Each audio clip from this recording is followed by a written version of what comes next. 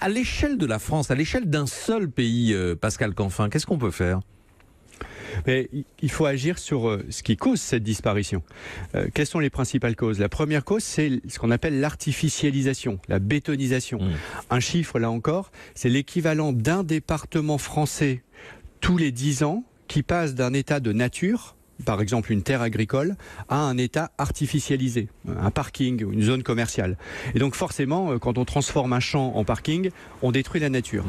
Et on fait ça à très très grande échelle depuis des décennies et des décennies. Alors c'est un des objectifs que veut se donner Nicolas Hulot, justement. Il en a déjà parlé, l'objectif zéro artificialisation des terres.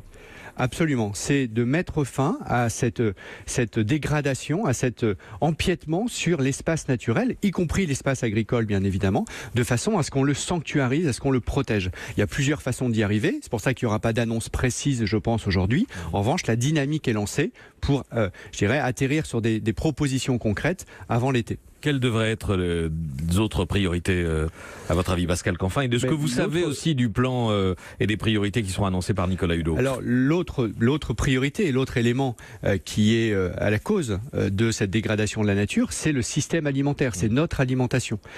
Pourquoi ?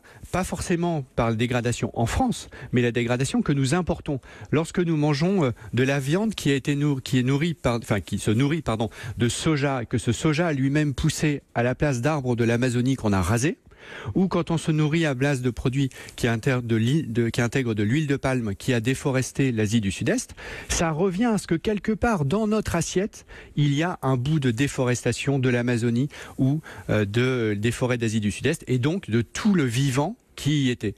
Et donc on a aussi une part de responsabilité qui va bien au-delà de nos frontières, et c'est pour ça que Nicolas Hulot travaille aussi, et j'espère qu'il ira au bout de cette démarche avec le soutien total du gouvernement, d'un plan de déforestation importé pour réduire à la fois l'impact qu'on a sur la nature chez nous, mais aussi partout dans le monde.